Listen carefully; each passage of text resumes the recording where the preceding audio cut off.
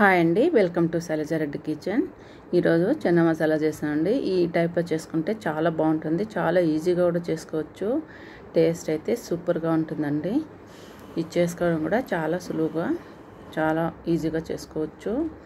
చూడ్డానికి కూడా చాలా బాగుంటుందండి. ఇది పూరీకి, చపాతీకి, ఇలాంటివి దోశకి, దేనికైనా కూడా చాలా చాలా బాగుంటుంది. నేనైతే పూరీ చేస్తున్నాను. పూరీ కూడా చూడండి ఎంత సాఫ్ట్గా ఉంటుందో ఇలా చేసుకుంటే. ఇలా పూరీలకు తింటే సూపర్గా ఉంటుంది. ఇది ఫంక్షన్లో అంతా కూడా చేసుకుంటారు. ఇలా ఆ టైప్లో చేస్తున్నాను. చాలా బాగుందండి తినడానికి కూడా.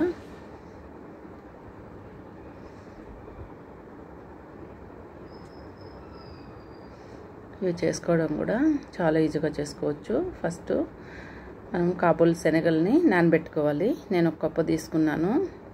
మనం ఒక 4-5 అవర్స్ బాగా నానాయంటే, నానిన తర్వాత ఉడకబెట్టుకుంటేనే బాగా ఉడుకుతాయండి. నానకపోతే ఉడకవు.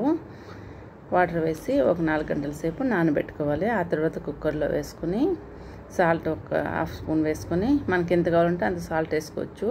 అలాగే వాటర్ వేసుకొని, సాల్ట్ వేసుకొని కుక్కర్ పెట్టుకొని ఉడికించుకోవాలి. 3-4 స్టీమ్లు వచ్చేంత వరకు ఉడికించుకోవాలి. బాగా మెత్తగా ఉడికిపోతుంది అలా ఉడికించుకున్నామంటే.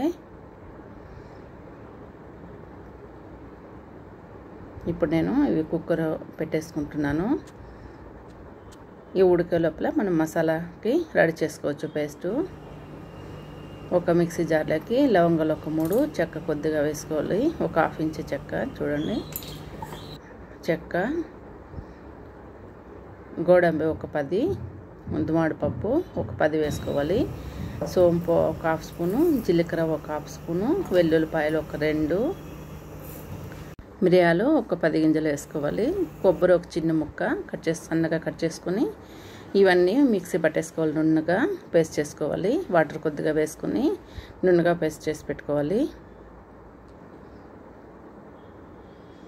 ఇలా పేస్ట్ చేసి పెట్టుకున్నాను నేను. నున్నగా పేస్ట్ చేసి పెట్టుకోవాలి. ఇప్పుడు అలాగే టమాటాలు కూడా ఒక 2 కట్ చేసుకొని పేస్ట్ చేసుకోవాలి. నేను మీడియం 2 తీసుకున్నాను.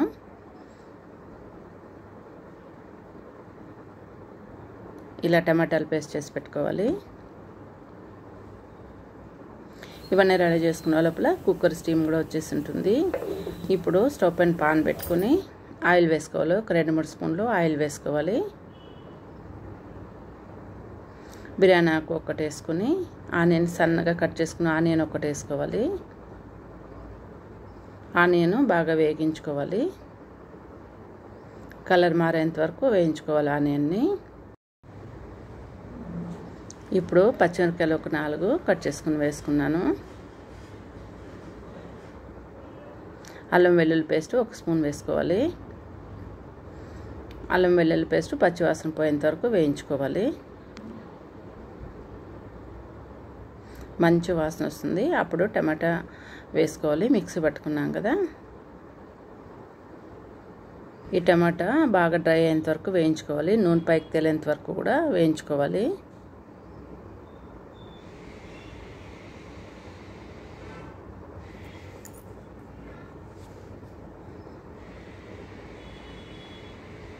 ఇది వాటర్ అంతా ఇమరేంత వరకు వేయించుకోవాలండి. అప్పుడే టేస్ట్ బాగుంటుంది. ఇలా వాటర్ అంతా డ్రై అయిపోయిన తర్వాత నూనె పైకి తేలుతుంది.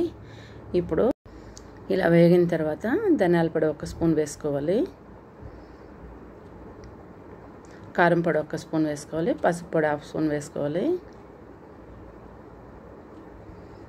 ఇవి వేసుకొని మళ్ళీ ఒకసారి వేయించుకొని బాగా మిక్స్ చేసుకోవాలి. ఇలా బాగా ఆయిల్లో మిక్స్ అయిన తర్వాత మనం పేస్ట్ చేసి పెట్టుకున్నాం కదండి, కొబ్బరి జీడిపప్పులన్నీ ఆ పేస్ట్ వేసేసుకోవాలి ఇందులోకి.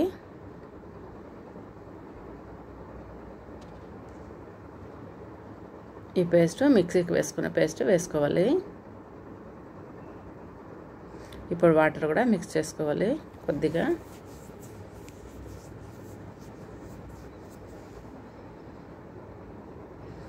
ఇప్పుడు ఉడకబెట్టుకున్న కాపులు కూడా వేసుకోవాలి ఇందులోకి. బాగా ఉడికిపోయి చూడండి, ఇలా ఉడకబెట్టుకున్నాను మెత్తగా. ఇవి కూడా ఇందులోకి వేసేసుకోవాలి.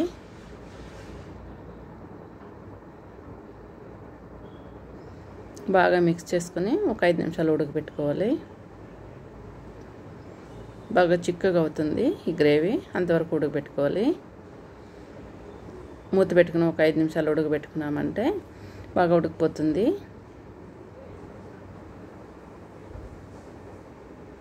ఇప్పుడు సాల్ట్ చూసుకొని కొద్దిగా వేసుకోవాలి, ఎందుకంటే గింజల్లో మనం ఉడకబెట్టుకునేటప్పుడు వేసుకున్నాం కదా. ఇప్పుడు ఇంకొద్దిగా వేసుకున్నామంటే చూసుకొని సరిపోతుంది.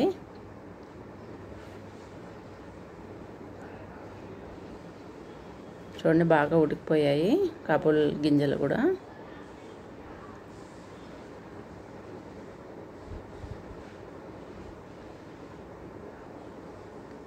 ఇప్పుడు చిక్కబడింది గ్రేవీ కూడా. కొత్తిమీర చల్లుకొని దించేసుకుంటే చెన్నా మసాలా రెడీ అయిపోతుంది. చాలా ఈజీగా కూడా చేసుకోవచ్చండి. హెవీ మసాలా కూడా ఉండదు, చాలా కమ్మగా టేస్ట్గా ఉంటుంది, చాలా బాగుంటుంది ఇలా చేసుకుంటే. అంతేనండి, చాలా ఈజీగా చెన్నా మసాలా రెడీ అయిపోయింది. చూడండి ఎంత బాగుందో, చూడడానికి కూడా చాలా చాలా బాగుంది. ఈ వీడియో మీకు నచ్చితే లైక్ చేయండి, షేర్ చేయండి, సబ్స్క్రైబ్ చేసుకోండి. థ్యాంక్ యూ అండి ఈ వీడియో చూసినందుకు.